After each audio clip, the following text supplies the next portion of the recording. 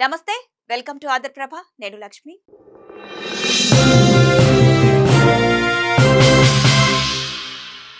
Party ఫిరాయింపు MLA Danam Nagender పదవి డైలమాలో పడింది. దీంతో ఆయన స్వరంలో కాస్త మార్పు వచ్చింది. అయితే రాజీనామాలు చేయడం, ఆ తర్వాత గెలవడం తన రక్తంలోనే ఉందన్నారు. సీఎం ఆజ్ఞ శిరసావహిస్తానన్న దానం రాజీనామా అంశంపై తన వైఖరి ఏంటనేది తేల్చి చెప్పేశారు. ఆ వివరాలేంటో ఈ వీడియోలో చూద్దాం.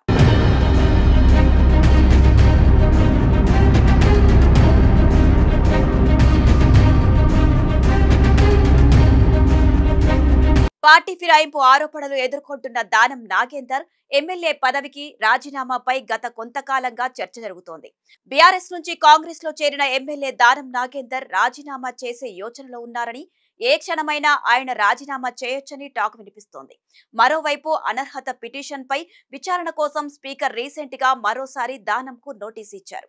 ఇదే సమయంలో ఢిల్లీలో పార్టీ ముఖ్య నాయకత్వంతో దానం చర్చలు జరుపుతున్నారు. రాజీనామాకు తాను రెడీ అంటూ కొన్ని అంశాలను ప్రస్తావించారని తెలుస్తోంది. ఈ క్రమంలోనే బైపోల్ తర్వాత కీలక పదవిపై దానంకు హైకమాండ్ నుంచి స్పష్టమైన హామీ లభించిందని సమాచారం. అయితే ఖైరతాబాద్ నియోజకవర్గంలో బీఆర్ఎస్ టికెట్ పై ఎమ్మెల్యేగా గెలిచారు దానం నాగేందర్. కానీ ఆ తరువాత వచ్చిన లోక్సభ ఎన్నికల్లో సికింద్రాబాద్ నియోజకవర్గం నుంచి కాంగ్రెస్ అభ్యర్థిగా పోటీ చేశారు.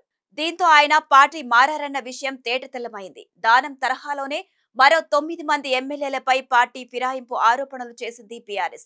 దీనిపై స్పీకర్ విచారణ కూడా కొనసాగుతోంది.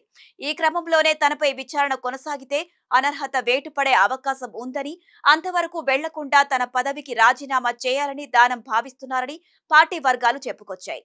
ఇక ఇప్పుడు స్వయంగా ఆయనే తన రాజీనామాపై క్లారిటీ ఇచ్చారు.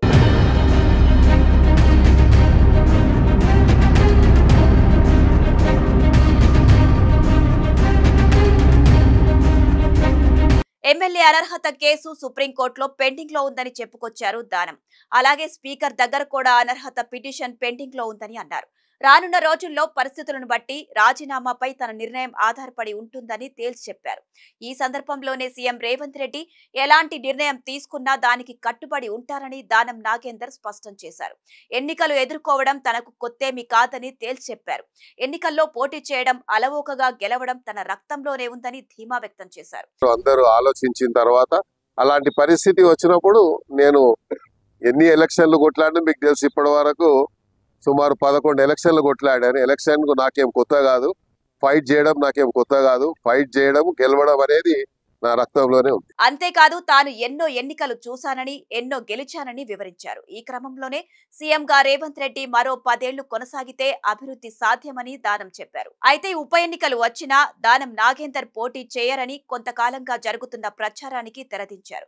ఒకవేళ అలాంటి పరిస్థితే వస్తే తానే రంగంలోకి దిగుతానని దానం చెప్పకనే చెప్పారు. అందరూ ఆలోచించిన తర్వాత అలాంటి పరిస్థితి వచ్చినప్పుడు నేను ఎన్ని ఎలక్షన్లు కొట్లాడినా మీకు తెలుసు, ఇప్పటి వరకు సుమారు 11 ఎలక్షన్లు కొట్లాడాను. ఎలక్షన్ కు నాకేం కొత్త కాదు, ఫైట్ చేయడం నాకేం కొత్త కాదు. ఫైట్ చేయడం, గెలవడం అనేది నా రక్తంలోనే ఉంది. ఆ మధ్య రేవంత్ సర్కారుకు వ్యతిరేకంగా వ్యాఖ్యలు చేసినప్పటికీ ఆయన పూర్తిగా కాంగ్రెస్ ట్రాక్ లోనే ఉన్నారని అర్థమవుతోంది.